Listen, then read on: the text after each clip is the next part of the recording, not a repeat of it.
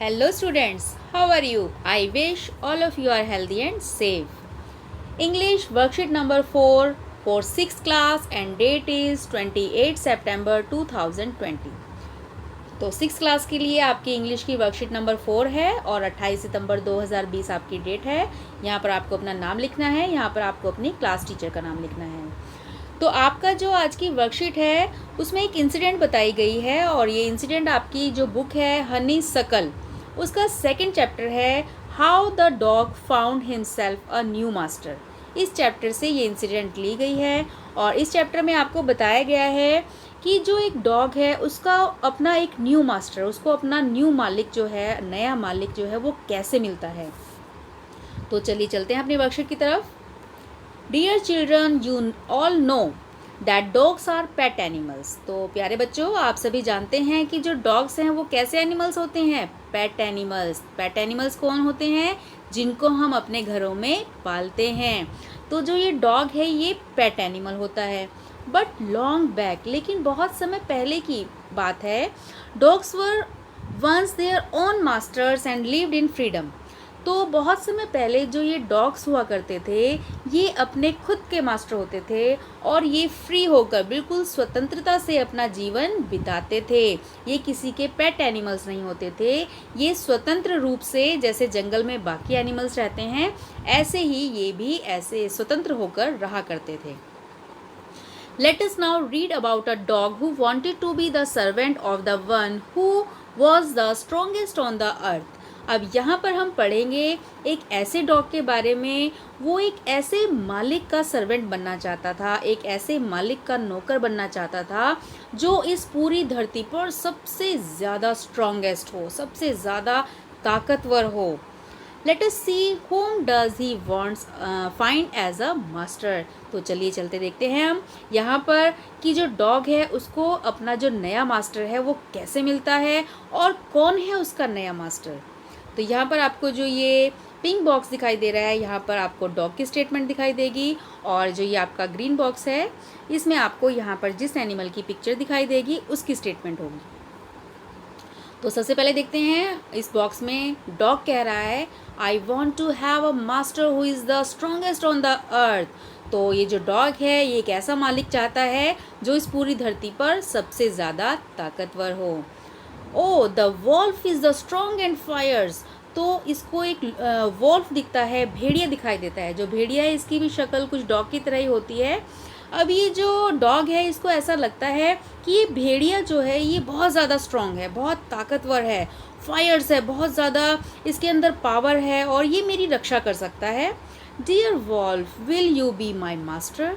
तो ये जो डॉग है वॉल्फ के पास जाता है और उससे बड़े प्यार से पूछता है कि क्या तुम मेरा मालिक बनना पसंद करोगे, क्या तुम मेरे मालिक बनोगे। तो वॉल्फ कहता है यस यस वाई नॉट, क्यों नहीं। तो कहता है वाई आर यू फ्राइटन। तो अचानक ये जो भेड़िया है ये डर जाता है। फ्राइटन का मतलब होता है भयभीत हो जाना। तो ये भयभीत हो जाता है तो डॉग उससे पूछता है कि अरे तुम इतना क्यों डर गए हो। तो बियर ये क्या कहता है, fox the bear will eat both of us. देखो सामने से एक बियर आ रहा है, भालू आ रहा है और उसको देखकर मुझे डर लग रहा है, जल्दी यहाँ से चलो नहीं तो वो हम दोनों को खा जाएगा। तो अब ये डॉग को क्या लगता है, क्योंकि इसको तो एक ऐसा मालिक चाहिए था जो बहुत ज़्यादा पावरफुल हो, लेकिन ये जो वॉल्फ है ये तो बियर से डर रहा है। तो अब डॉग को क्या लगता है कि जो बियर है वो इस वॉल्फ से ज़्यादा ताकतवर है। तो अब ये जो डॉग है ये क्या करता है ये कहता है I will make the bear my master. अरे ये तो बियर ज़्यादा शक्तिशाली है तो मैं क्यों ना इस बियर को, इस भालू को ही अपना मालिक बना लूँगा। Dear bear will you be my master. तो ये जो डॉग है ये बियर के पास जाता है और उससे पूछता है कि क्या तुम मेरे मालिक बनोगे। तो बियर कहता है yes yes why not, let me kill a cow. तो कहता है कि हाँ क्यों नहीं, चलो पहले मुझे एक काऊ को मारने दो उसके बाद मैं तुम्हारा मालिक बनूंगा। तो अचानक क्या होता है, वाई आर यू फ्राइटन। अचानक ये जो भालू है ये डरने लग जाता है। तो ये डॉग उससे पूछता है कि अच्छा अब तुम क्यों डर रहे हो। The lion is the strongest beast on the अर्थ। अब ये जो भालू है ये क्या कहता है कि जो लॉयन है, जो शेर है, वो सबसे ज़्यादा ताकतवर बीस्ट है, ताकतवर जानवर है इस धरती पर। तो अब ये जो डॉग है ये फिर सोचने लगता है, I will make the lion my master. अच्छा, ये जो लॉयन है ये सबसे ज़्यादा ताकतवर है, तो मैं लॉयन को ही अपना मास्टर बनाऊंगा। क्योंकि जो ये डॉग है ये तो अपनी सुरक्षा चाहता है ना, तो उसको एक ऐसा मालिक चाहिए जो इसकी सबसे सुरक्षा करे, इसकी रक्षा करे। तो कहता है कि चलो, ये लॉयन अगर सबसे ज़्यादा पावरफुल है तो मैं इसे ही अपना मालिक बना लेता हूँ। तो कहता है डियर लॉयन, लॉयन के पास जाता है, dear lion will you be my master, क्या तुम मेरे मालिक बनोगे?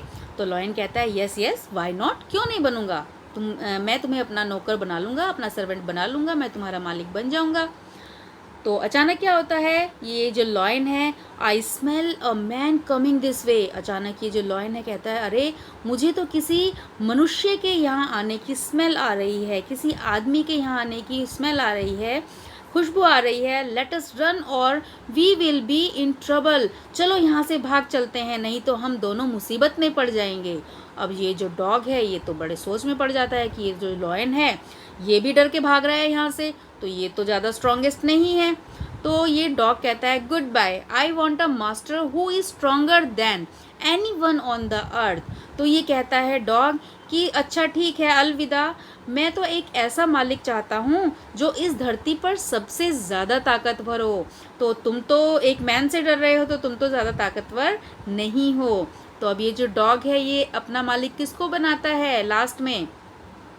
लास्ट में कौन आया था strongest? Man. From that day the dog stayed with the man. उस दिन के बाद से जो ये डॉग था ये मनुष्यों के पास रहने लगा, उनका ही ये सर्वेंट बन गया and serve them him faithfully. और मैन का, आदमी का ये एक बहुत ही वफादार सर्वेंट बन गया और तब से उनकी सेवा में लग गया। टिल नाउ, तब से लेकर आज तक the dog is man's most loyal servant. जो डॉग है वो मनुष्यों का, आदमियों का सबसे ज़्यादा वफादार सर्वेंट है, नौकर है। And knows no other master, और वो किसी दूसरे मास्टर को नहीं जानता है। तब से लेकर आज तक ये जो डॉग है ये मनुष्यों के साथ ही रहता है एज अ पेट एनिमल, उनका पालतू जानवर बनकर। तो ये थी आपकी story, how the dog find himself a new master. आपके चैप्टर की पूरी स्टोरी यहाँ पर आपको बताती गई है इस वर्कशीट के थ्रू, इन पिक्चर्स के थ्रू। तो आई होप आपको अच्छे से ये चैप्टर समझ में आ गया है। तो चलिए देखते हैं अपनी वर्कशीट में हमें क्या वर्क दिया है करने के लिए।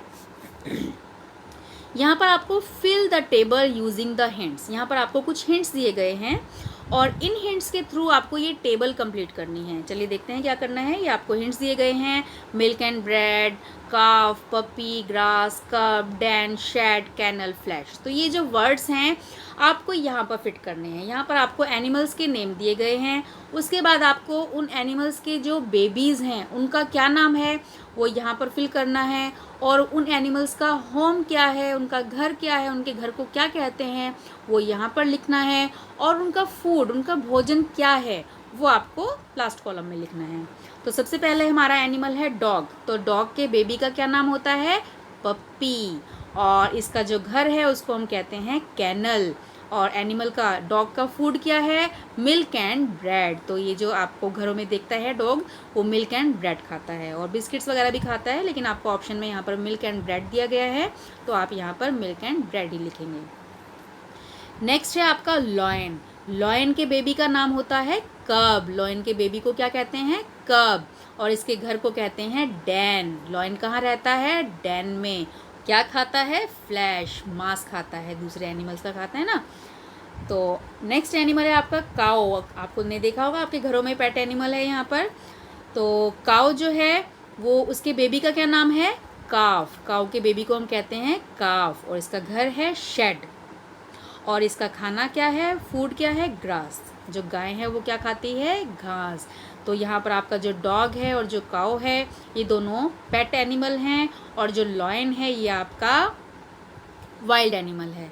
और इनमें से भी जो काऊ है आपका ये डोमेस्टिक एनिमल्स में आता है। आपको पिछली वर्कशीट में आपको बताया गया था ना, पेट एनिमल्स और डोमेस्टिक एनिमल्स और ये वाइल्ड एनिमल्स। तो डोमेस्टिक एनिमल्स वो एनिमल्स होते हैं जिनको अपने फ़ायदे के लिए पाला जाता है। जो ये जैसे काऊ है, काऊ का जो मिल्क है वो यूज़फुल होता है, वो हम यूज़ भी करते हैं और उसको सेलिंग के लिए उस बिजनेस भी करते हैं कुछ लोग गाय को पालकर। तो ये डोमेस्टिक एनिमल्स की कैटेगरी में आता है और ये पेट एनिमल भी है। तो ये थी आपकी आज की वर्कशीट। आई होप आपको अच्छे से समझ में आ गई है। अगर आपको पिछली वर्कशीट्स देखनी है तो आप मेरे चैनल गुड मॉर्निंग स्टूडेंट्स की प्लेलिस्ट में जाकर आप बाकी पीछे की वर्कशीट्स को भी देख सकते हो, उनको समझ सकते हो। उनका लिस्ट जो लिंक है मैं आपको इसमें डिस्क्रिप्शन बॉक्स में दे दूँगी, तो आप उनको देख सकते हो और उन सभी वर्कशीट को आप दोबारा अच्छे से समझ सकते हो। Thanks for watching the video.